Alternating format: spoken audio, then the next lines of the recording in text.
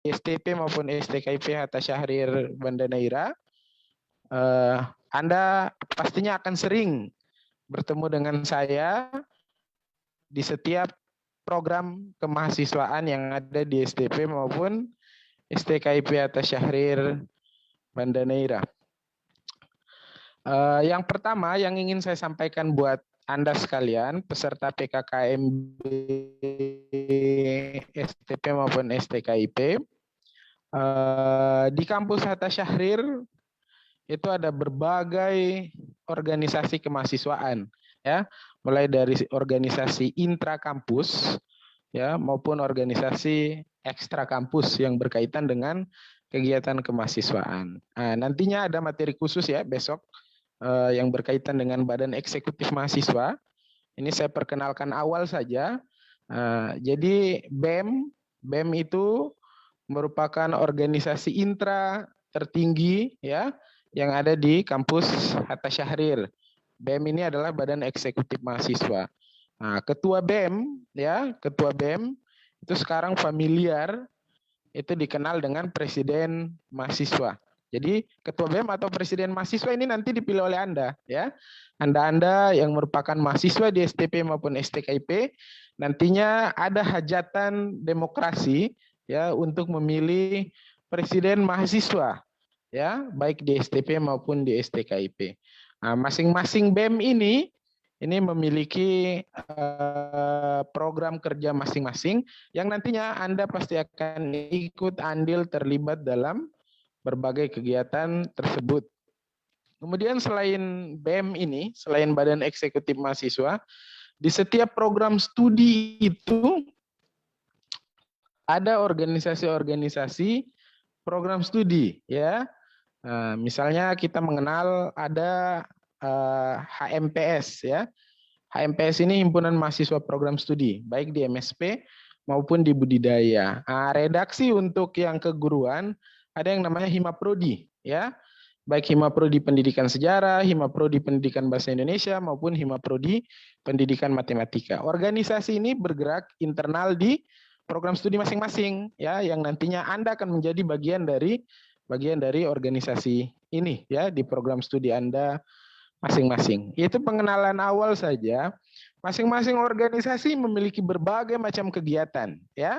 Kegiatan kemahasiswaan. Misalnya bisa dilihat di sini ada banyak sekali dokumentasi yang berkaitan dengan aktivitas, ya, baik BEM maupun organisasi-organisasi kemahasiswaan yang lain yang ada di tingkat institusi STP maupun STKIP maupun di tingkat program studi. Ini bisa dilihat ada banyak sekali, misalnya kalau yang perikanan ada kegiatan, ya, kegiatan yang berkaitan dengan bidang ilmu, ya, perikanan, maupun yang berkaitan dengan bidang akademik yang lain. Kemudian ini juga contoh, ya. Jadi pada saat nanti Anda menjadi mahasiswa akan ada banyak sekali kegiatan yang bisa Anda ikuti. Jangan nantinya pada saat menjadi mahasiswa hanya menjadi mahasiswa yang rumah kampus atau kosan kampus, padahal ada banyak sekali kegiatan yang bisa Anda ikuti untuk pengembangan diri di kampus Hatta Syahrir. Jadi kampus dalam hal ini kemahasiswaan itu membuka selebar-lebarnya, ya. Baik itu kegiatan organisasi di tingkat program studi maupun di tingkat institusi, untuk siapapun bisa aktif, ya, mengambil bagian untuk pengembangan diri. Jadi ini fasilitas-fasilitas ini ada, ya, untuk membantu kalian, ya, membentuk karakter diri kalian menjadi nantinya lulusan yang punya karakter dan skill selain ilmu yang Anda dapatkan di kelas nantinya, seperti itu. Oke, selain program atau kegiatan yang sudah saya jelaskan tadi, mungkin Anda juga sudah mengenal ini, ya, karena kemarin yang saya lihat dari berkas yang masuk itu sebagian besar mengirimkan berkas, ya, untuk diajukan sebagai penerima program beasiswa, ya. Dalam hal ini beasiswa bidik misi atau beasiswa KIP kuliah. beasiswa bidik misi atau beasiswa KIP kuliah. Nah, lewat kesempatan ini saya akan menyampaikan informasi terkait dengan kebijakan pemerintah untuk program beasiswa bidik misi atau KIP kuliah. Nah, untuk tahun ini mahasiswa sekalian agak berbeda ya dengan tahun-tahun yang lalu. Tahun lalu saat kita mengusulkan misalnya 100 orang, maka 100-100-nya diterima sebagai penerima program beasiswa KIP kuliah atau bidik misi. Tahun ini karena memang kondisi keuangan negara yang berada di fase kritis seperti itu, banyak halo? Lanjut, Pak. Baik, iya. Banyak pos-pos keuangan yang memang sengaja oleh pemerintah dikurangi. Dalam hal ini ya keuangan untuk beasiswa. Bukan hanya STP atau STKIP Hatta Syahrir, tapi seluruh kampus dari Sabang sampai Merauke ini mengalami pengurangan kuota beasiswa ya, kuota program beasiswa KIP kuliah yang akhirnya sangat berimbas pada apa yang kita usulkan. Saya kemarin yang saya lihat dari berkas yang diusulkan itu berjumlah lebih dari 100 berkas yang kita calonkan, kemudian kita usulkan sebagai penerima beasiswa KIP kuliah. Namun untuk adik-adik ketahui bahwa hasil seleksi dari kementerian itu kuota yang kita terima atau berkas yang diterima itu hanya 30% atau sekitar 33-34%. Darinya untuk tahun ini senang ataupun tidak, fasilitas KIP kuliah, fasilitas program beasiswa KIP kuliah ini mengalami penurunan ya, penurunan dari tahun-tahun yang lalu. Akhirnya dari Anda yang kemarin mengirimkan berkas itu hanya sekitar 30-an orang yang mendapatkan bantuan pemerintah dalam bentuk beasiswa KIP kuliah ya. Kemudian walaupun nantinya hanya sekitar 30-an% yang mendapatkan beasiswa KIP kuliah, yang lainnya yang merasa memang membutuhkan beasiswa itu tidak perlu khawatir. Saya sudah mendengar banyak sekali keluhan, bahkan ada orang tua yang merasa bahwa nanti anaknya tidak bisa melanjutkan studi ya. Jadi Anda sekalian tidak perlu khawatir.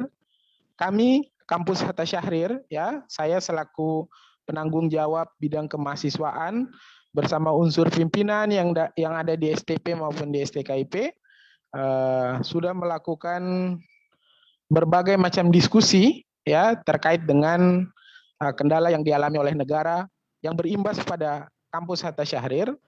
Akhirnya ada beberapa kebijakan ya, kebijakan yang berkaitan dengan penerbitan beasiswa-beasiswa yang lain ya.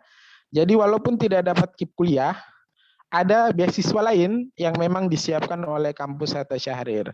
Ada yang dalam bentuk skema subsidi silang, ada yang memang beasiswa langsung dari pemerintah tapi skemanya lain.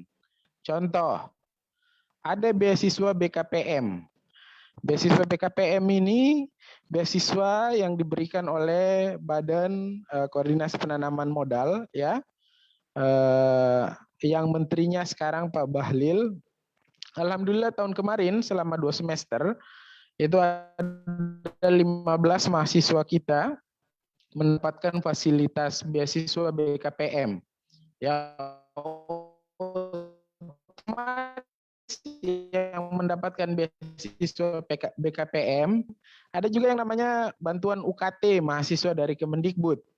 Nah, bantuan UKT ini jadi sama, dua ini sama, cuman yang memberikan yang berbeda ya. BKPM dia bantu fasilitas untuk UKT juga, SPP dan SKS.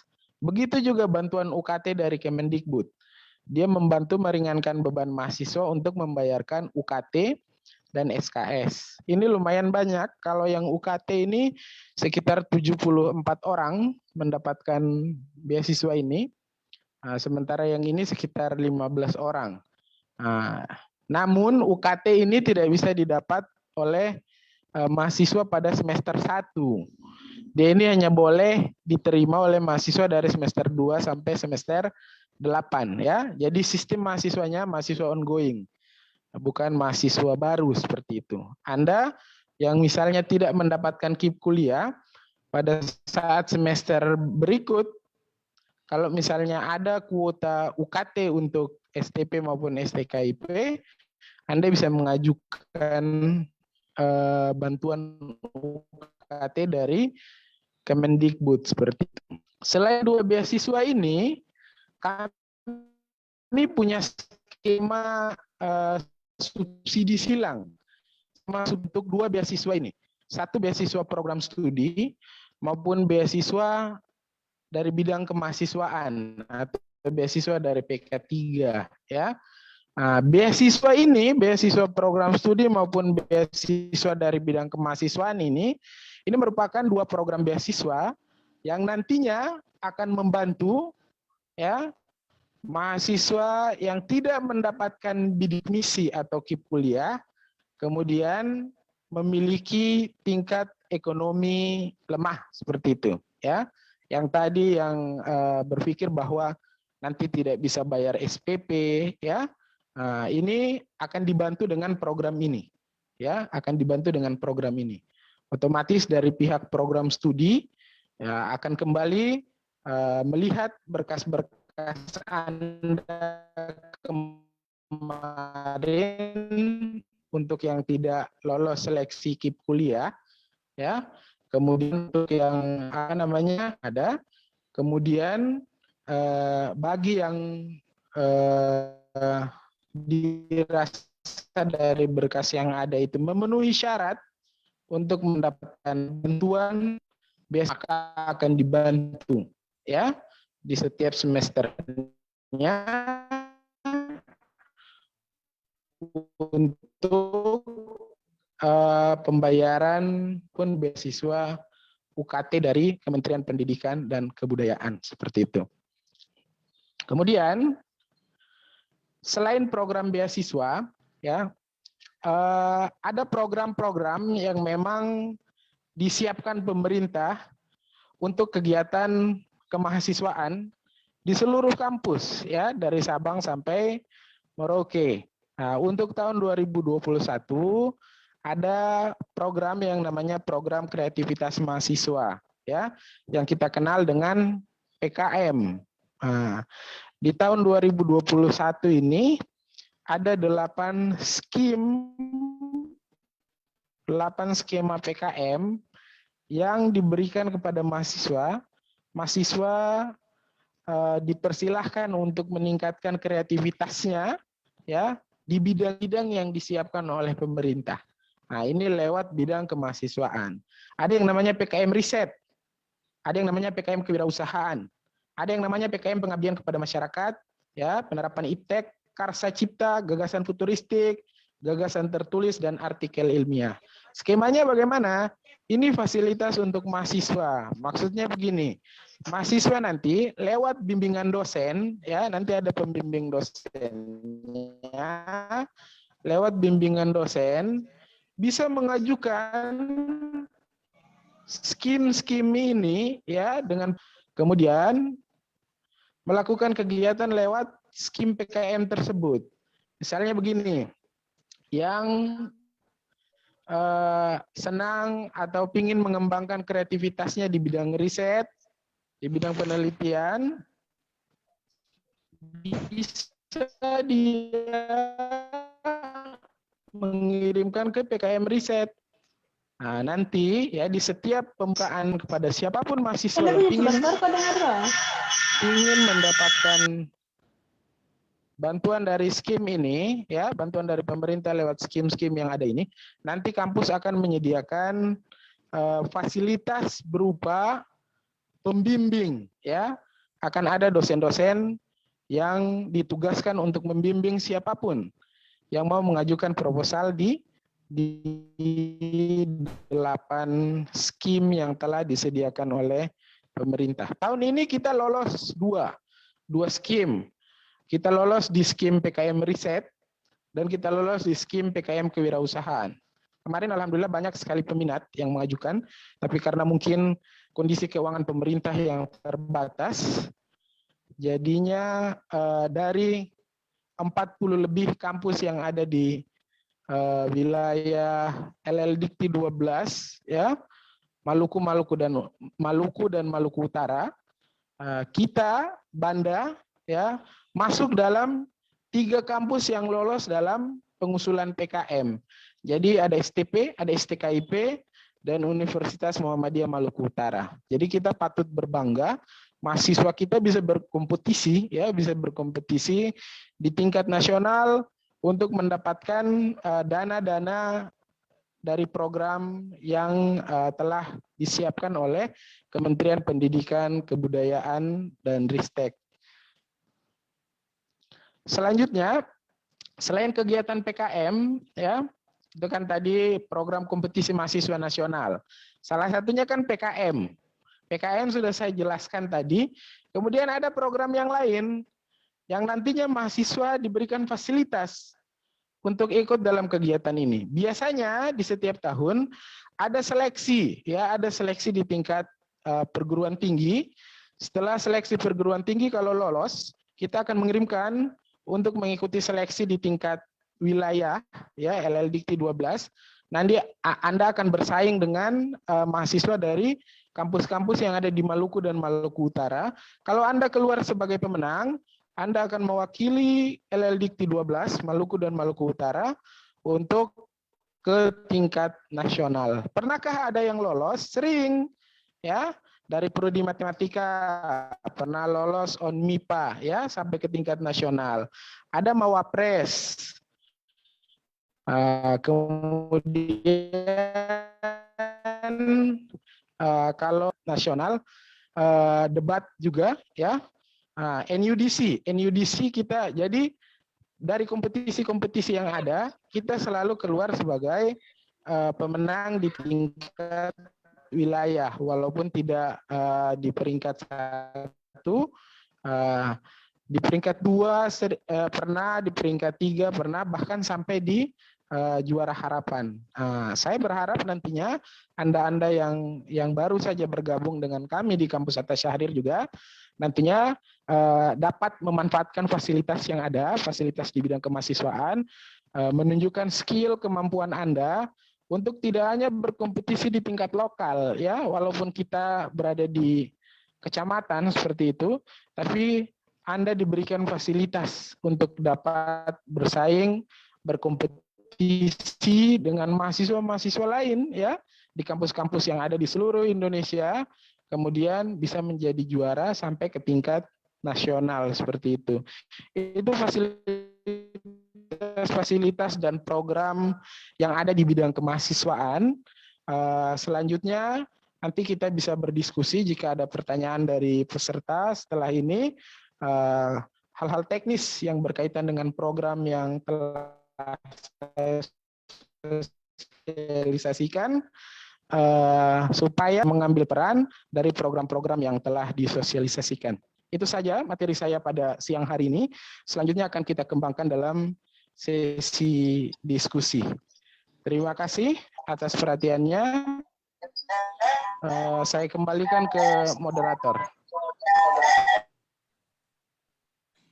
Oke, terima kasih Pak Adit telah menyampaikan materinya sangat menarik, dan ini pas bersentuhan langsung dengan mahasiswa yang nantinya ketika menjalankan aktivitas kuliah di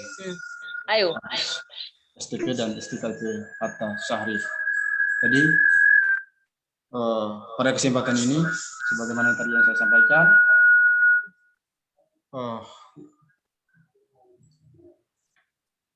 sampaikan, tadi, nanti model pertanyaannya untuk sementara kita buka 3 sesi penanya dulu, nanti kita kondisikan dengan waktu, baru kita izinkan lagi bertanya. Selanjutnya, sebelum memulai pertanyaan, yang tidak bertanya, Anda tidak diharuskan untuk mengaktifkan mikrofon dan kamera tetap aktif untuk menyimak materi ini, karena materi ini kami pikir ini sangat penting dan menarik karena berhubungan dengan beasiswa mahasiswa dan kegiatan mahasiswa yang nantinya ketika dia berada di Oke, olehnya itu silakan ajukan tangan, tidak perlu chat lagi, Anda langsung menyampaikan saja untuk materi ini. Oke, yang ada yang sudah ajukan tangannya, Ahmad Ristiani, silakan. Dari mana sebutkan? Oke. Namanya. Bismillahirrahmanirrahim. Assalamualaikum warahmatullahi wabarakatuh. Waalaikumsalam warahmatullahi wabarakatuh. Waalaikumsalam warahmatullahi wabarakatuh. Nama saya Restiani dari Prodi MST. Saya mau bertanya, Pak, apabila orang yang mahasiswa yang tidak mendapatkan beasiswa KIP, apakah cuma bisa mendapatkan beasiswa salah satu beasiswa saja, Pak? Oke, pertanyaan yang baik. Pak Kasman, saya langsung jawab. Silakan langsung saja, Pak. Bagaimana? Oh iya. Silakan langsung saja, Pak. Baik. Siap Pak Kasman. Jadi seperti ini, apakah yang tidak mendapatkan beasiswa KIP kuliah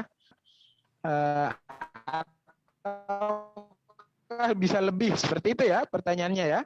Iya, bisa mendapatkan lebih dari Kristiani, seperti itu pertanyaannya? Iya, Pak. Iya. Iya, Pak, iya.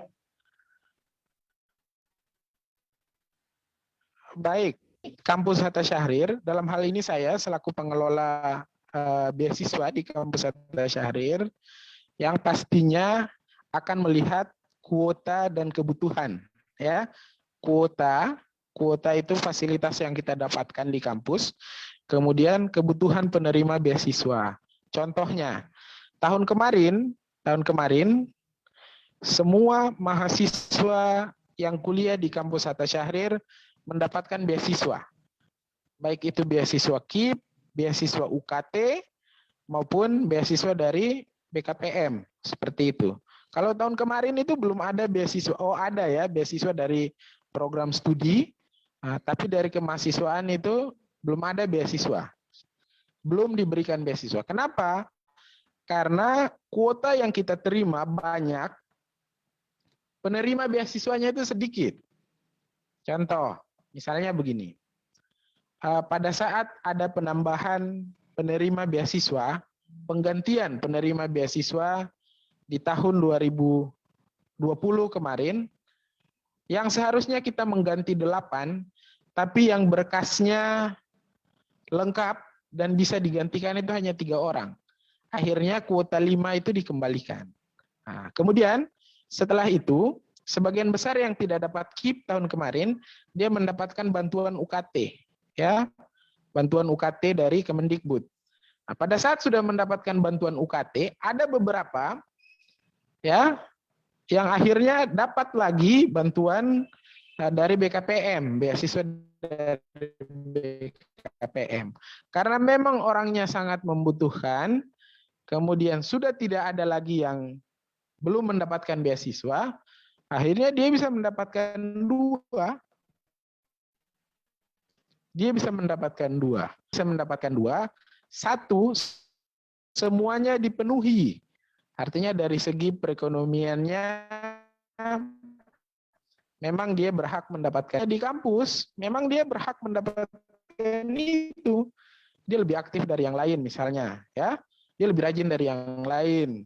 Nah, pertimbangan-pertimbangan itu menjadi pertimbangan di tingkat program studi yang nantinya akan menjadi rekomendasi ke PK3 untuk menetapkan yang bersangkutan untuk mendapatkan beasiswa lebih dari 1. Ya, ada yang mendapatkan beasiswa lebih dari 1. Nah, tapi tentunya kita akan melihat kuota dan orang-orang yang siap untuk menerima. Jadi kalau misalnya yang belum dapat beasiswa kuotanya cuma 5, ya tidak mungkin kita kasih 1 orang 2, kemudian yang lain tidak dapat seperti itu. Ya, itu akan menjadi bahan pertimbangan kami supaya semua mahasiswa kalau bisa ya mendapatkan fasilitas bantuan untuk membantu ya paling tidak membantu membayarkan biaya SPP untuk dia kuliah seperti itu. Begitu ya untuk dipahami. Oke, itu Iya, tadi Pak. pertanyaan pertama. Selanjutnya ada pertanyaan dari mahasiswa atas nama Ahmad Helik. Ada pertanyaan, silakan. Ya, terima kasih Pak. Assalamualaikum warahmatullahi wabarakatuh. Waalaikumsalam warahmatullahi wabarakatuh. Perkenalkan nama saya Ahmad Halik Kamis. Saya dari Prodi Pendidikan Bahasa Indonesia. Ya, silakan. Di sini saya ingin bertanya, apakah betul ketika masuk organisasi dan kegiatan organisasi, persyaratannya harus semester 3 dulu? Coba jelaskan, Pak.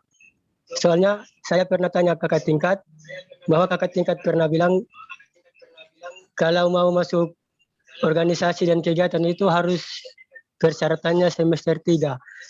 Jadi saya ingin penjelasan dari Bapak agar bisa mendapatkan usulan atau lain-lain.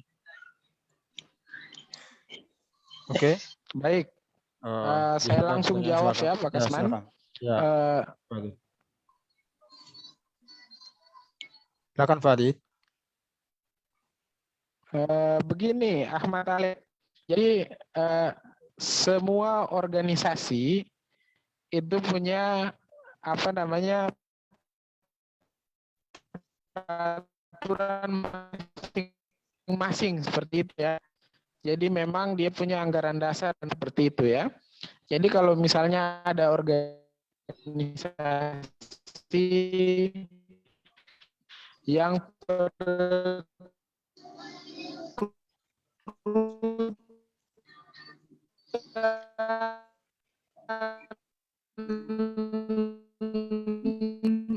Pak, anggota barunya itu Mohon maaf Pak Adit, ada gangguan mungkin. mohon maaf Pak, bisa diulang soalnya jaringan suara Pak itu kalau dari KKB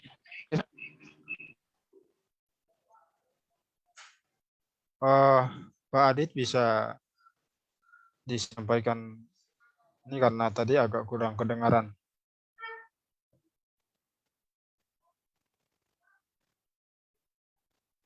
Oke, sambil menunggu Pak Adit aktif kembali karena sementara kayaknya ada remote ini. Jadi sebetulnya pertanyaannya tentang organisasi mahasiswa. Sederhana saja bahwa Anda mau berorganisasi itu adalah pilihan Anda, tapi mahasiswa harus memang punya organisasi atau berorganisasi sebagai bentuk tanggung jawab sosial nantinya dia di masyarakat. Oke, Pak Adit kembali masuk, silakan. Iya baik. Biasanya saya lanjutkan ya, Ahmad Alex. Biasanya kalau misalnya PKKMB atau ospek ini dilaksanakan tatap muka langsung, itu pasti selalu ada organisasi-organisasi yang sudah menyebarkan pamflet atau formulir pendaftaran. Biasanya seperti itu. Setiap tahun ya, baik organisasi intra maupun organisasi eksternal kampus, pada saat pelaksanaan kegiatan seperti ini, itu selalu saja ada senior-senior dari organisasi itu yang datang, kemudian membagikan selebaran berupa formulir pendaftaran, merekrut mahasiswa baru. Biasanya mereka akan berlomba-lomba supaya merekrut Anda masuk ke organisasi mereka. Biasanya seperti itu. Jadi nanti tergantung Ahmad Alex saja atau mahasiswa yang ada untuk bisa memilih ya mana organisasi yang mungkin bisa diikuti sejak semester 1 ini. Seperti itu. Oke, terima kasih, Pak. Oke, selanjutnya masih ada waktu ini. Anda masih diberikan kesempatan untuk bertanya. Ada pertanyaan, silakan. Saya Pak. Ya, silakan. Assalamualaikum warahmatullahi wabarakatuh. Waalaikumsalam warahmatullahi wabarakatuh. Nama saya Sri Dewi Maharani Nasir. Saya dari Prodi Pendidikan Matematika. Saya ingin bertanya, apa bisa yang sudah menikah bisa mendapatkan beasiswa? Itu saja Pak yang saya tanyakan. Terima kasih. Oke, silakan. Baik. Siapa yang bertanya tadi? Dewi ya? Iya Pak. Yang bertanya siapa namanya tadi? Sri Dewi Maharani Nasir. Siapa namanya? Sri Dewi. Ya, baik. Maharani Nasir. Dulu. Baik. Dulu ada kebijakan bahwa yang sudah menikah itu tidak bisa mendapatkan beasiswa pada saat kondisi beasiswanya sedikit, ya. Tapi di 2 tahun terakhir ini ada kebijakan terbaru, ya. Ada kebijakan terbaru yang menghapus kebijakan yang lama itu, ya. Kebijakan bahwa kalau sudah menikah sudah tidak bisa mendapatkan beasiswa. Nah, kebijakan yang terbaru itu sudah tidak ada lagi kebijakan seperti itu, ya. Siapapun yang menjadi mahasiswa, ketika dia memenuhi syarat untuk mendapatkan beasiswa, maka dia bisa mendapatkan beasiswa. Contoh KIP kuliah kemarin itu, jadi yang kita kirimkan, ya, itu semua bukan hanya yang belum menikah. Artinya siapapun yang memasukkan berkas ke kita, itu langsung kita kirim untuk diseleksi, ya, seperti itu. Kemudian hasil seleksinya itu kita terima nama-nama yang memang ya sudah 30% dari total berkas yang kita kirimkan itu. Jadi yang nantinya belum tergabung dalam penerima KIP kuliah, ya tetap optimis bahwa Anda bisa mendapatkan beasiswa yang lain untuk terus melanjutkan studi di kampus Hatta Syahrir seperti itu. Iya. Begitu. Iya Pak. Terima kasih. Oke, selanjutnya masih ada lagi pertanyaan dari Pak, maaf Pak. Maaf. Cindy. Bisa kirim linknya daftar hadir Pak untuk siang. Saya ingin bertanya. Link daftar hadir. Ada pertanyaan? Silakan. Pak, saya ingin bertanya. Saya Pak. Pak. Oke, Cindy. Silakan lanjut. Lanjut, masih ada waktu. Silakan tanya. Tanya langsung. Jawab langsung. Silakan. Cindy. Pertanyaan saya adalah Sebutkan namanya, dari program studi apa? nama saya Cindy Lata dari Prodi Matematika.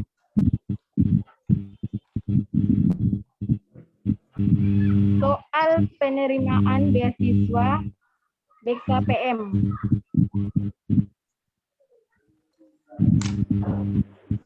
Itu dananya dapat dicairkan per tahun kah, per bulan, atau hanya sekali dapat beasiswanya, Pak?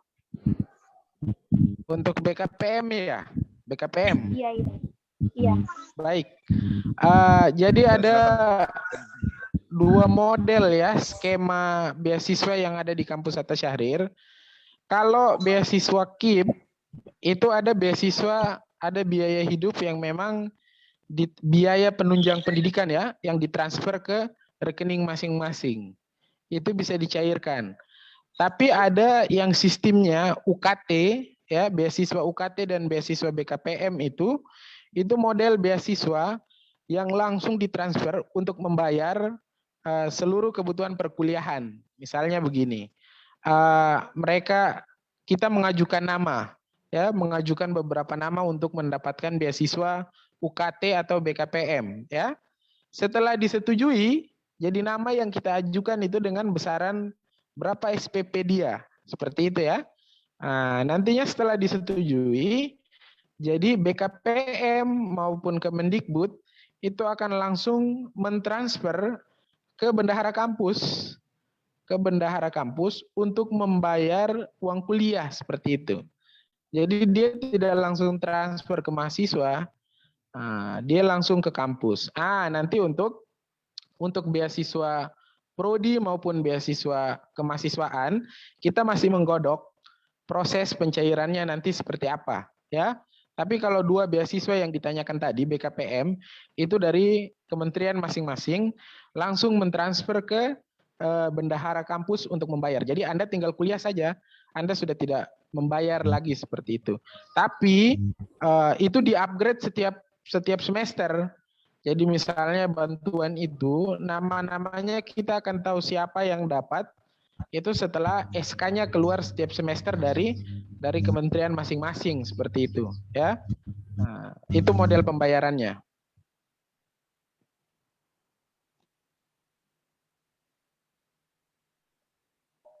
Oke, itu tadi yang sudah dijelaskan. Sebetulnya kita sudah selesai, tapi karena sementara menunggu materi yang kedua, tapi sampai hari ini kita belum mendapatkan informasi dari beliau karena satu dan lain hal. Jadi kita lanjut saja dulu berdiskusi. Mohon maaf Pak Adi, minta waktunya sebentar, karena ini juga saya rasa penting. Bagaimana mahasiswa nantinya jangan hanya kuliah karena motivasi beasiswa. Ini yang paling kami ingatkan. Artinya apa? Karena faktanya ada satu pertanyaan tadi yang masuk dalam kolom chat yang sempat saya tangkap. Bagaimana kalau misalkan mereka setelah mendapatkan beasiswa lalu kemudian putus kuliah, apakah mendapatkan beasiswa lagi? Nah, ini yang perlu Anda selaku mahasiswa harus ketahui. Nanti itu akan dijelaskan oleh Pak Adit. Ada pertanyaan lagi dari mahasiswa, silakan. Bisa saya bertanya lagi, Pak? Rahma, yang sudah bertanya, mohon maaf jangan lagi bertanya, karena masih banyak teman-teman yang ingin bertanya. Ya, Ada pertanyaan, silakan. Bukan tangannya, biar kita tahu. Saya Siapa? Rismawati Andre di Prodi. Rit ya. Silakan Rit. Rismawati Andre dari Prodi MSP. Oke, silakan. Nama saya seorang mahasiswa di Kurang kedengaran suaranya. Atau di chat saja. Karena mungkin sinyalnya agak terganggu. Sementara menunggu. apabila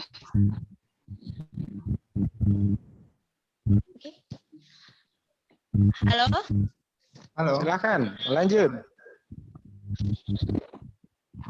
Apabila seorang mahasiswa sudah dapat ditempatkan untuk menerima beasiswa tersebut, tapi nilainya itu rendah atau jatuh, dia main-main, apakah beasiswanya dapat dicabut atau tidak? Terima kasih. Baik, bagus sekali ya. Pertanyaan ini berkaitan dengan apa yang tadi disampaikan oleh moderator ya. Jadi hak penerima beasiswa itu kan hak ya. Nah, tapi kalian punya kewajiban. Ada kewajiban yang harus dipenuhi. Apalagi misalnya beasiswa KIP kuliah. Beasiswa KIP kuliah itu salah satu beasiswa yang nominalnya cukup besar ya dan menggiurkan. Tapi ada kewajiban yang harus kalian penuhi. Nah, kewajiban itu tertuang dalam surat perjanjian yang diterbitkan langsung oleh kementerian kemudian dikirim di software KIP kuliah, dan itu wajib ditandatangani oleh semua penerima, seperti itu, ya. Wajib ditandatangani oleh semua penerima. Nah, salah satu kewajiban itu adalah di setiap akhir semester dia wajib memasukkan laporan akademik dalam bentuk kartu hasil studi dan kartu rencana studi, ya, dengan IPK minimal 3. Nah, kalau seandainya 2 semester berturut-turut IPK-nya di bawah 3, itu otomatis akan direkomendasikan untuk diganti. Kenapa demikian? Karena menurut pemberi beasiswa bahwa memang ya satu kemungkinan dia main-main, yang kedua memang akademiknya itu ya tidak tepat untuk menjadi penerima beasiswa tersebut.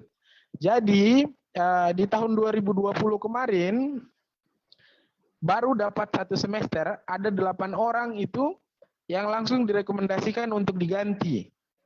Nah, salah satunya itu karena memang nilainya tidak memenuhi syarat. Jadi, walaupun misalnya sekarang dia sudah ditetapkan sebagai penerima KIP, itu tidak menjadi jaminan bahwa sampai 4 tahun dia dapat. Ada orang yang sampai 4 tahun kalau misalnya akademiknya tidak bermasalah, kemudian dia aktif dalam berbagai kegiatan kampus. Tapi kalau akademiknya bermasalah, dia malas kuliah, itu pasti dia akan digantikan dengan orang-orang atau mahasiswa yang lebih rajin, yang nilainya lebih baik. Nah, jadi ketika sudah direkomendasikan untuk diganti, ya, maka saya sebagai pengelola beasiswa di kampus itu akan menerbitkan SK baru dan mengirimkan ke LLDikti 12, maka secara otomatis akan langsung terganti untuk orang yang lain, seperti itu. Jadi seperti itu ya mekanismenya. Iya Pak, terima kasih.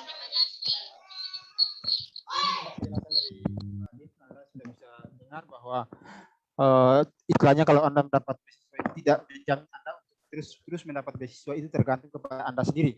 Kalau Anda punya prestasi baik, Anda bisa mendapatkan beasiswa lanjutan. Kalau tidak, maka beasiswa Anda akan diganti dengan nama yang lain. Olehnya itu, tugas Anda adalah bagaimana Anda bisa meningkatkan prestasi Anda dan nilai Anda agar lebih baik nantinya, supaya Anda bisa mendapatkan beasiswa secara terus-menerus. Karena beasiswa Anda bisa di-delete atau bisa dihapus manakala prestasi Anda tidak memenuhi syarat atau tidak memenuhi kriteria yang ditentukan oleh kampus. Ini aturan main beasiswa. Itu biasanya memang aturan beasiswa itu seperti itu. Kalau indeks prestasinya tidak cukup 3,00 atau 3,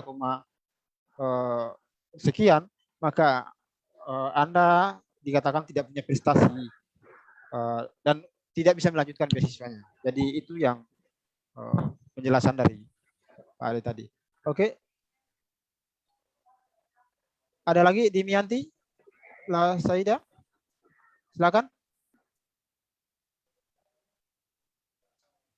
Assalamualaikum warahmatullahi wabarakatuh. Waalaikumsalam. Saya Dinianti Saida dari Prodi MSP.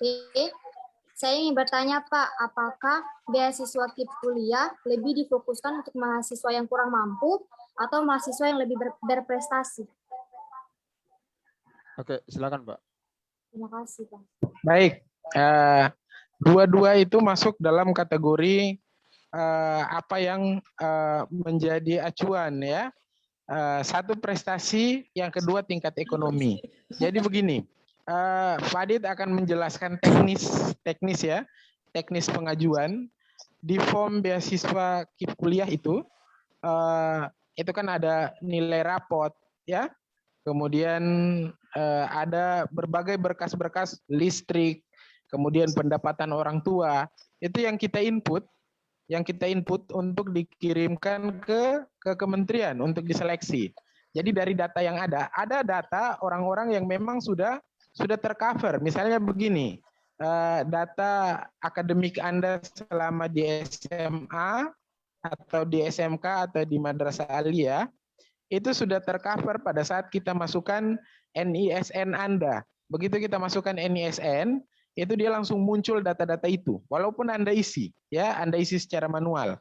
Artinya apa? Artinya walaupun Anda isi berbeda dengan data sesungguhnya, maka data sesungguhnya akan muncul pada saat NISN Anda aktif. Karena memang dia sudah terkonek langsung dengan Dapodik di sekolah tingkat atas, seperti itu ya. Itu satu. Yang kedua, data yang berkaitan dengan data ekonomi. Data ekonomi ini, begitu NIK kalian aktif, ketika kita input di SIMKIP kuliah itu, maka secara otomatis itu akan terbaca siapa kepala keluarganya, pekerjaannya apa, kemudian dia pendapatannya seperti apa, ya. Data dari dinas sosial sebagian besar mengcover data-data yang kita input seperti itu. Artinya apa? Dua item ini, item akademik maupun item perekonomian itu menjadi tolak ukur penilaian, ya. Jadi dia akan menilai secara kolektif dua-dua itu, kemudian akan diputuskan siapa kira-kira yang lebih berhak untuk mendapatkan beasiswa KIP kuliah seperti itu. Jadi kita tugasnya menginput dan mengirim, ya. Kemudian kuota yang keluar seperti apa itu ada di LLDikti dan di kementerian seperti itu. Cuman kita sayangkan memang tahun ini tidak berimbang, ya, dan turun drastis. Memang keuangan negara sedang kolaps. Nah, di tahun-tahun yang lalu itu berapa banyak pun yang kita input, yang namanya kita dari daerah pelosok di timur itu pasti akan diakomodir. Tapi untuk tahun ini ya kita harus bersabar, kita harus mencari jalan untuk beasiswa yang lain untuk kalian. Ya, karena memang kondisi kuota yang kita dapatkan tidak sebanyak tahun-tahun yang lalu. Seperti itu. Begitu ya? Ya, Pak, makasih.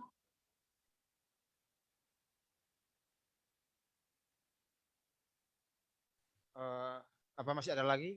Kalau tidak ada, maka kami pikir materi ini sebetulnya sudah selesai. Ada lagi pertanyaan? Iya, Pak, mau bertanya. Sebelum kita akhiri. Silakan. Assalamualaikum warahmatullahi wabarakatuh. Perkenalkan, Sudin dari Negara. Dan di sini saya ingin tanyakan, dan pemateri telah mengatakan bahwa ada beberapa nama yang diajukan tetapi ditolak. Apakah nama tersebut bisa diajukan di tahun depan atau bagaimana? Baik. Nama-nama yang ditolak sekarang itu bisa diajukan sebagai pengganti. Satu sebagai pengganti. Yang kedua, kalau ada kuota tambahan, itu bisa kita ajukan lagi. Nah, jadi dua model itu. Satu diajukan sebagai pengganti, kemudian yang satu diajukan sebagai penerima beasiswa untuk kuota tambahan. Artinya apa? Yang datanya sudah masuk, itu tenang saja. Kalau misalnya ada teman-teman yang sekarang dia dapat, kemudian di proses perjalanannya dia tidak memenuhi syarat, maka dengan mudah akan digantikan berdasarkan rekomendasi dari Ketua Program Studi. Karena untuk Anda ketahui bahwa Kaprodi itu punya kewenangan dan paling mengetahui tentang bagaimana akademik kalian, seperti itu. Demikian.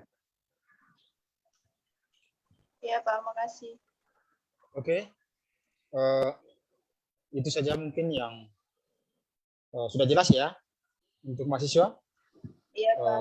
Kami pikir sudah jelas, sudah banyak jelasan oleh Pak Adit. Sebetulnya waktu kita sudah berakhir tadi, tapi karena kami masih mengonfirmasi materi belum bisa terkonfirmasi sampai saat ini dan belum bisa masuk Zoom. Jadi kami meminta waktu Pak Adit tadi. Tapi kami panitia mengembalikan lagi pada pemateri, apakah mungkin masih bisa mahasiswa masih punya kesempatan untuk bertanya terkait dengan program beasiswa ataukah tidak? Baik Pak Kasman, mungkin nanti jika ada yang belum jelas bisa nanti langsung kalau mau berdiskusi bisa datang ke ruangan saya, itu saya bisa menjelaskan secara detail. Untuk hari ini saya mohon maaf karena setelah ini ada rapat dengan pimpinan yang lain. untuk persiapan Festival Hatta Syahrir, Pak Kasman. Jadi mungkin saya mohon maaf sudah tidak bisa berlama-lama di ruang Zoom ini, Pak Kasman. Terima kasih. Oke, terima kasih Pak. Terima kasih atas penyampaiannya. Itu saja mungkin untuk materi pertama. Sebelumnya kami mohon maaf atas ketidaknyamanan peserta terkait dengan aktivitas ini. Untuk selanjutnya kita akan masuk ke materi berikutnya. Baik Pak Kasman, saya akhiri. Bila taufiq wal hidayah. Wassalamualaikum warahmatullahi wabarakatuh. Makasih. Waalaikumsalam warahmatullahi wabarakatuh. Sumulai bari botlay. Bari botlay ya. Tidak.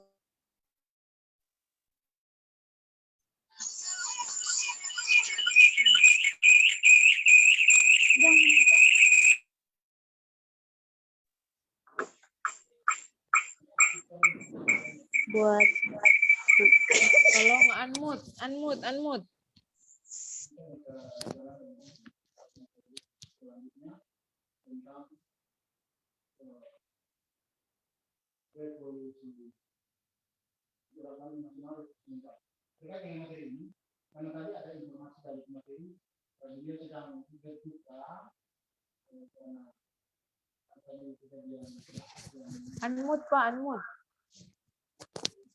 Oke, untuk materi yang ini, materi selanjutnya yang disampaikan oleh Pak Igul, panitia mohon maaf karena materi ini tidak bisa disampaikan hari ini karena pematerinya atau Pak dosennya sedang berduka, keluarganya sedang berduka yang ada kejadian tadi di Laut Banda.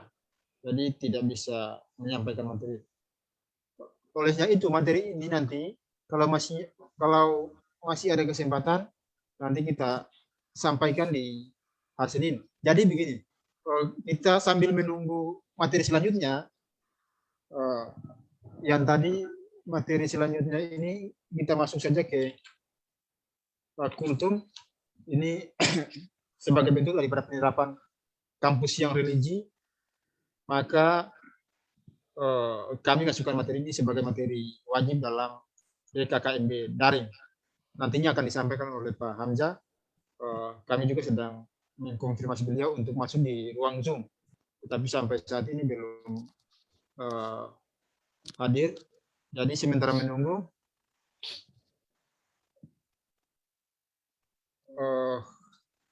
absennya kami peringatkan kembali, absennya untuk diisi.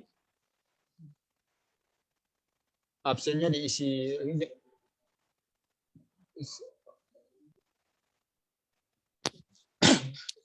Jangan sampai ada kelewatan, karena kalau misalkan Anda tidak mengisi absen, absennya tidak bisa terekam dalam data kami. Dan kami tidak bisa memberikan Anda sertifikat karena kita memberikan sertifikat, panitia memberikan sertifikat berdasarkan absen yang ada. Olehnya itu, Anda harus patuhi. Iya, baik. Ada beberapa informasi yang harus saya sampaikan terkait dengan kegiatan hari Senin. Jadi hari Senin itu kalian harus datang sesuai waktu yang diberikan oleh panitia. Per prodi. Jadi perhatikan untuk masing-masing prodi, lihat jamnya masing-masing. Misalnya kalau jam 8, ya datang harus jam 8. Tidak perlu datang jam 7. Seperti itu, karena kita menghindari kerumunan. Dan jangan lupa memakai masker. Untuk hari Senin. Jangan lupa juga membawa fotokopi KK 1 lembar. Untuk seluruh program studi. Ya, Bu. Untuk lokasi di mana, Bu? Oke, jadi mohon perhatiannya. Selaku panitia dan sekaligus moderator dalam kegiatan ini, untuk hari Senin tanggal 9, kita mulainya pada jam 8.00 sampai jam 9.00. Itu tetap menggunakan ruang Zoom. Jadi teknisnya begini, saya sampaikan langsung teknisnya sebelum materi ini berakhir.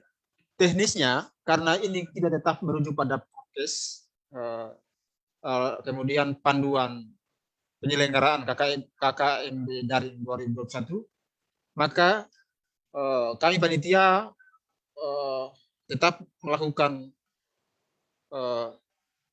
istilahnya mensiasati kegiatan pengenalan kampus ini terkait dengan penyampaian materi. Untuk materi yang disampaikan oleh Badan Eksekutif Mahasiswa atau BEM, yang nantinya disampaikan oleh Ketua BEM STP dan STKIP Hatasari, itu pada tanggal 9 Agustus tahun 2021 di hari Senin nanti pada jam 8 sampai jam 9.00. Nah, Anda harus aktif sebelum jam itu. Kalau Anda terlambat, maka kami bisa pastikan Anda tidak masuk dan tidak mengikuti kegiatan di hari yang kedua. Lalu teknik apa yang menjadi persoalannya? Teknisnya, Anda yang masuk dalam teori dan praktek registrasi mentoran yang nantinya dibawakan oleh Pak Ahmad dan Pak Tino atau Pak Sutrisno, nanti itu untuk beberapa kelompok kami sudah bagi sesuai absen. Jadi kelompok MSP dan BDP itu kan datangnya pada jam 9 sampai jam 11. Teknisnya adalah untuk kelompok praktek pementoran, kelompok STP,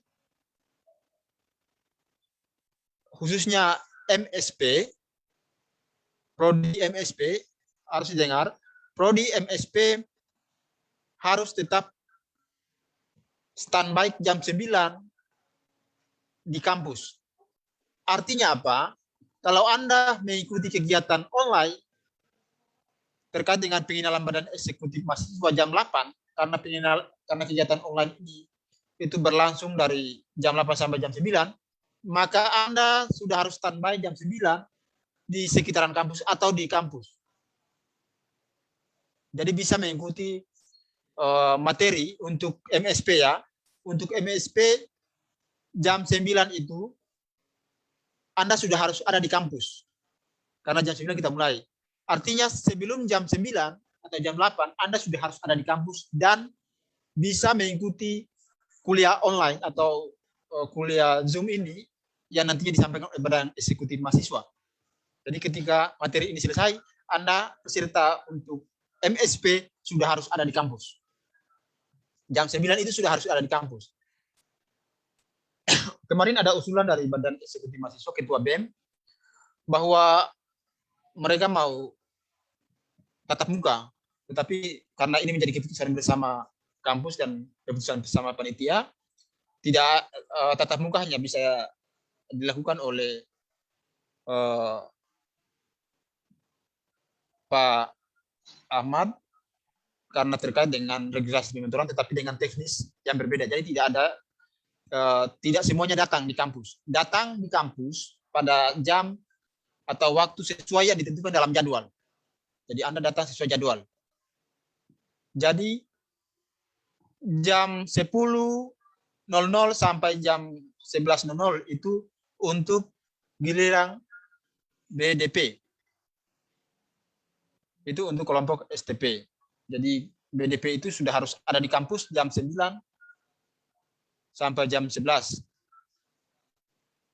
Sedangkan untuk kelompok STKIP, pendidikan sejarah, harus datang ke kampus itu pada mengikuti kegiatan di kampus pada jam 11 sampai jam 12 secara tatap muka.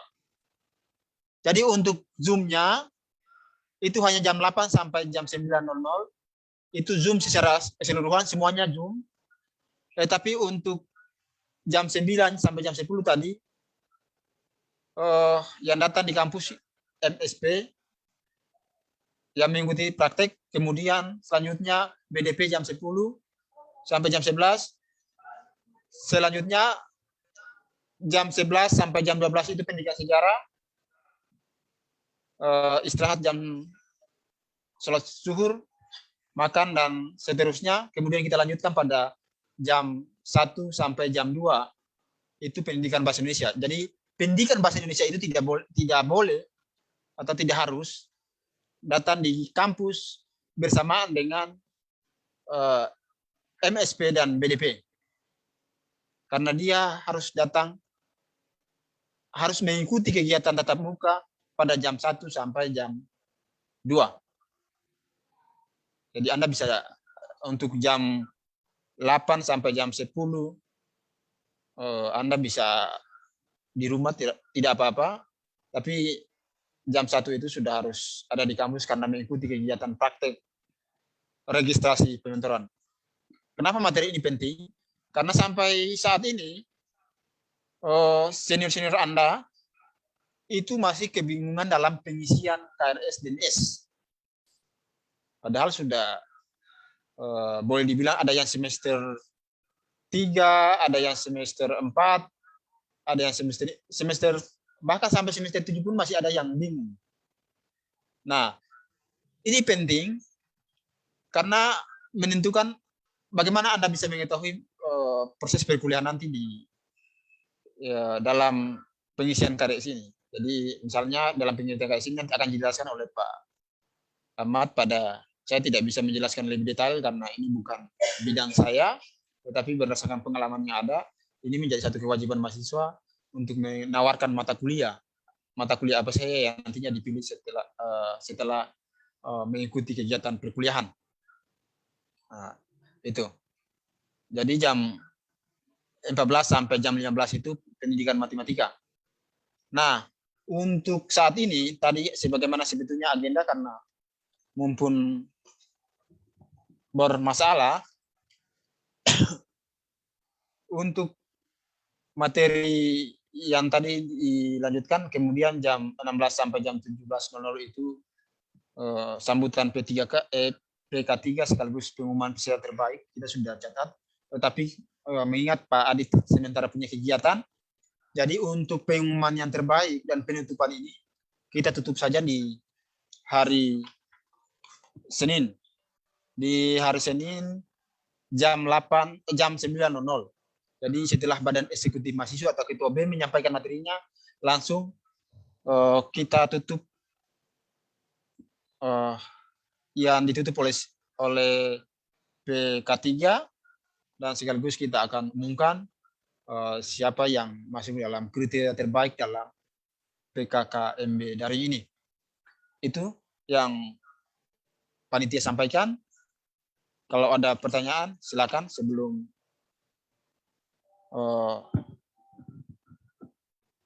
pemateri selanjutnya menyampaikan materinya. Silakan. Pak, bisa saya bertanya sedikit, Pak, mengenai kegiatan kampus?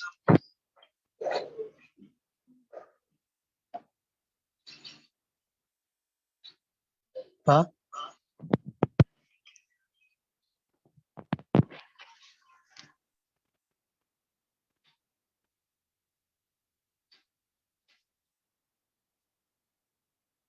Silakan.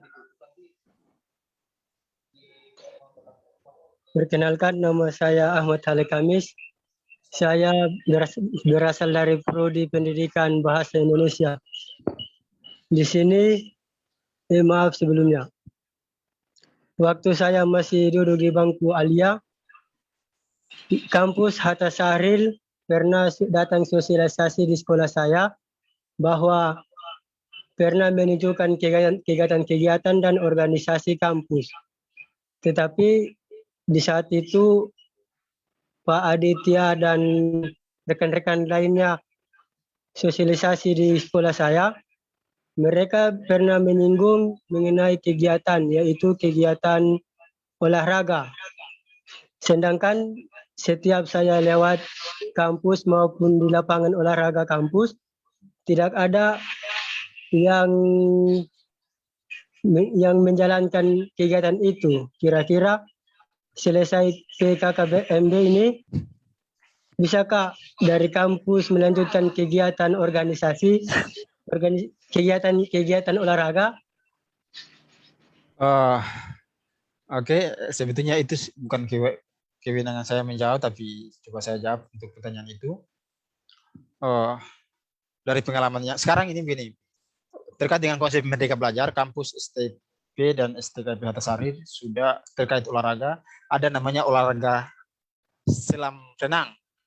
Nah, jadi Anda bisa renang. Kalau tidak memilih olahraga yang lain, Anda bisa mengikuti selam renang. Itu satu program wajib, mata kuliah wajib kampus yang harus diikuti oleh semua mahasiswa. Itu untuk kurikulum terbaru. Jadi mata kuliah itu wajib. Jadi tadi kalau Anda berminat mengikuti olahraga renang, Anda silakan bisa serius dalam menggeluti dunia renang dan bisa berkompetisi mungkin di nasional atau lokal. Itu untuk olahraga yang lain, tenis, voli dan sebagainya saya juga belum sejauh ini saya juga belum tahu karena saya juga sebetulnya masih baru dalam pembelajaran di STKIP Hatasari. Itu yang perlu diketahui. Jadi kalau Anda tadi mau hobi olahraga, tinggal Anda pilih saja, mau pilih renang selang, ataukah mau pilih yang lain. Nah, itu kembalikan lagi kepada Anda. Itu kan kegiatan ekstrakurikuler di dalam kampus. Tanpa dilakukan kampus pun Anda bisa lakukan itu. Dengan kelompok-kelompok mahasiswa. Kan ada juga mahasiswa pecinta bola, voli. Ada mahasiswa pecinta olahraga bola. Itu banyak sekali sebetulnya olahraga-olahraga yang bisa diikuti oleh mahasiswa. Jadi itu tergantung, dikembalikan lagi kepada Anda masing-masing. Iya Pak. Terima kasih. Oke, ada lagi? Sementara kita berkoordinasi, kita bisa berdiskusi terkait dengan program-program kampus yang dijalankan saat ini. Silakan. Saya mau bertanya, Pak. Iya, silakan. Nama siapa? Nama Sri Dewi Maharani Nasir, Pak, dari Prodi Pendidikan Matematika. Oke, silakan. Jika saat ini mengikuti PKKMB, ketika LKMM tidak mengikuti, apakah tahun depan mendaftar lagi untuk mengikuti PKKMB? Itu saja, Pak. Jadi terkait pertanyaan itu, untuk PKKMB ini kan PKKMB itu adalah satu program wajib kampus sebelum masuk proses belajar mengajar di kampus. Seluruh kampus-kampus yang ada di Indonesia, termasuk STKIP Hatasari sendiri, itu melaksanakan PKKMB daring. Karena tatap muka di masa pandemi ini melanggar prokes. Itu. Untuk itu, kalau Anda sudah mengikuti ini secara tuntas dari tahap awal, tadi Anda registrasi dari tahap awal sampai akhir hari Senin sampai akhir hari Senin, maka Anda dinyatakan lulus dalam PKKMB. Terkait dengan tadi setelah PKKMB apa? LKMM. Terkait dengan LKMM ini, itu bukan urusan PKKMB. Maksudnya itu urusan panitianya, ada panitianya. Jadi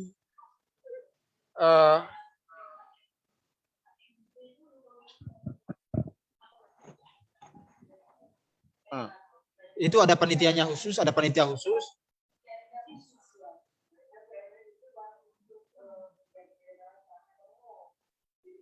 Oke, nanti untuk lebih jelasnya saya belum terlalu paham terkait dengan itu. Nanti dijelaskan oleh Ibu Wia, silakan Ibu Wia jelaskan terkait itu tadi. Tapi yang jelasnya untuk kegiatan PKKMB ini adalah kegiatan wajib yang harus diikuti mahasiswa karena menjadi persyaratan wajib juga ketika Anda nantinya ujian skripsi dan akan wisuda. Semua mahasiswa di seluruh Indonesia termasuk STKIP Hatasari itu menjadi persyaratan utama. Jadi harus ikut PKKMB. Kalau tidak ikut, maka Anda tidak bisa skripsi, tidak bisa wisuda. Kasihan kan kalau Anda tidak bisa wisuda. Sudah kuliah tapi tidak wisuda kan masalah juga. Nah, itu. Ya, jadi baik. wajib. Nah, nanti selanjutnya dijelaskan oleh Ibu. Ya. Silakan Ibu.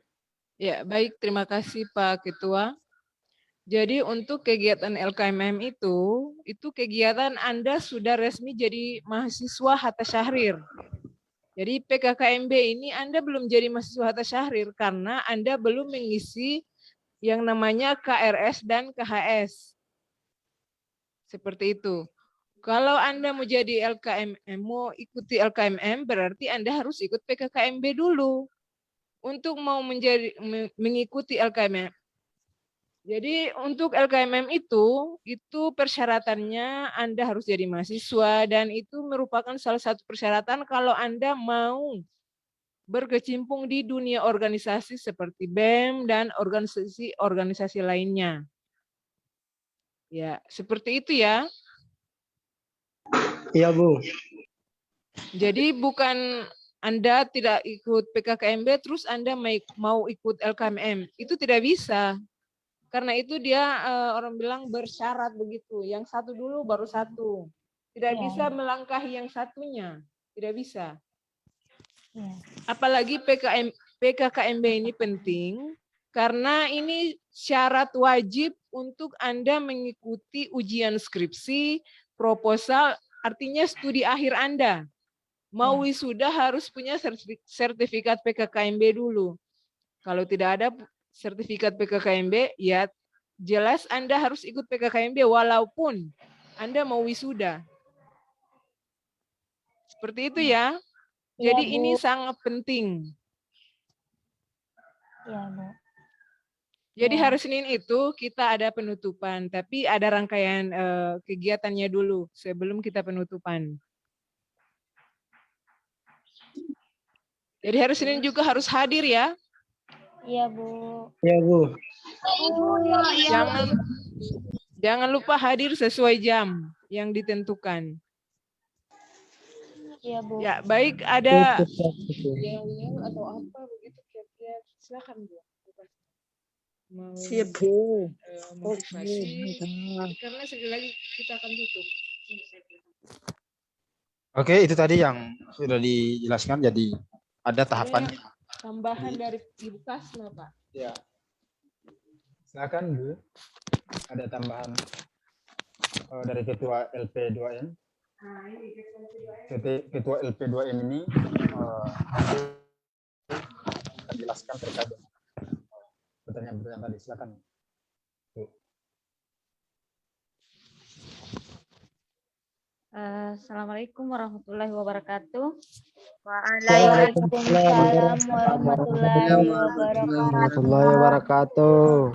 Jadi terima kasih atas kesempatan yang diberikan oleh Pak Ketua. Jadi perlu kalian ketahui bahwa menjadi seorang mahasiswa itu adalah dia bisa menjadi contoh terhadap adik-adiknya. Jadi maha itu penguasa. Berarti siswa itu adalah siswa. Berarti kalian lebih satu tingkat dari siswa. Jadi kalau kalian main-main dalam proses PKKMB ini itu berarti itu tidak beda halnya dengan siswa yang ada di sekolah. Jadi mudah-mudahan ke depan kalian lebih rajin lagi dalam mengikuti kegiatan, terus lebih efektif lagi dalam kegiatan tersebut. Jadi apa yang sudah lewat tadi yang Ibu lihat di Zoom itu banyak yang bercerita pada saat kegiatan berlangsung, padahal dosen-dosen itu lagi menjelaskan. Seringkali disampaikan tapi masih belum mendengar. Jadi ke depannya karena kalian sudah dewasa, kalian sudah besar, itu berarti kalian harus lebih baik lagi. Ya. Terus mudah-mudahan hari Senin ini kalian bisa hadir semua karena hari Senin itu adalah pengenalan kampus, bagaimana caranya kalian untuk mengisi KRS dan KHS. KRS dan KHS itu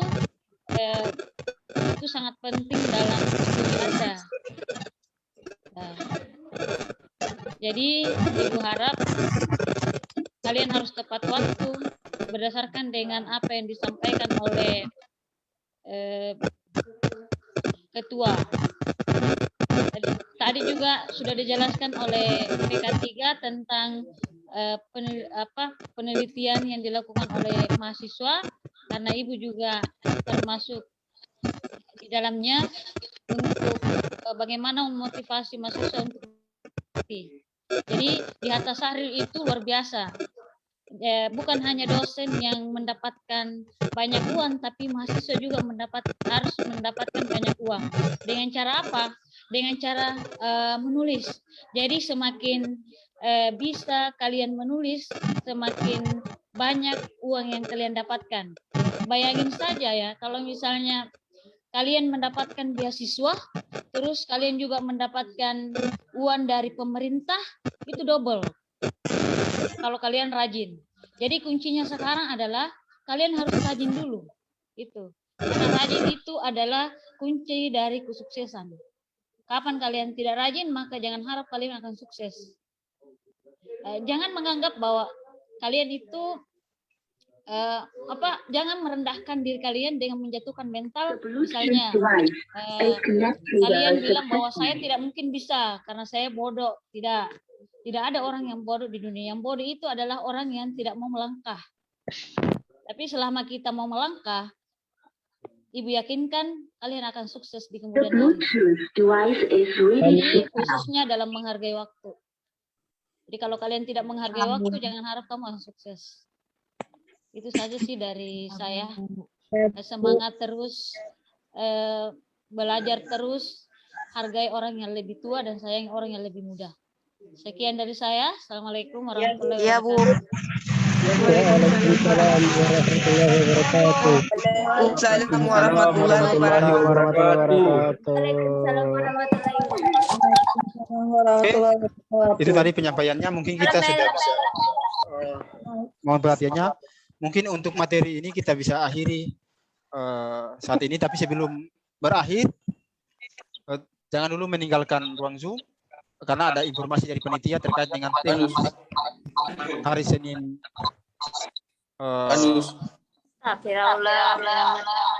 Mohon perhatiannya, tolong peserta lihat dan tolong didengar, ada beberapa informasi yang akan saya sampaikan. ya, silakan Bu. Ya, terima kasih Pak Ketua. Jadi untuk kegiatan hari Senin itu, kan kegiatannya ada yang tatap muka. Itu sampai jam Ya, Bu. 3. Jam Ya, 3 Bu. sore.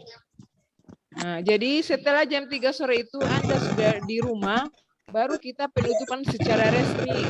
Penutupan PKKMB secara resmi. Dari ruang Zoom. Jadi penutupannya secara Zoom. Nanti masuk juga di link yang kita bagikan nanti. Ya, sudah paham ya? Sudah, Bu. Ya, jadi Senin itu Anda pagi-pagi Zoom dulu untuk kegiatan BEM. Setelah itu Anda datang untuk kegiatan praktek dengan administrasi, yaitu pengisian KRS dan KHS. Setelah selesai, Anda pulang ke rumah masing-masing, masuk Zoom lagi untuk kita penutupan PKKMB. Untuk yang stay di kampus, jangan pulang-pulang. Harus selesai dulu. Selesai penutupan baru Anda bisa pulang. Seperti itu ya. Sudah paham? Sudah. Sudah, Bu. Baik. Demikian untuk kegiatan hari ini. Kita lanjut lagi nanti hari Senin. Oke, terima kasih atas panitia yang telah mohon perhatiannya lagi. Buat kalian jangan ini ya, jangan bosan-bosan dengan kita. Kita akan sering ketemu setiap hari. Jangan lupa absen. Jangan lupa absen. Ya, Bu. Baik, terima kasih.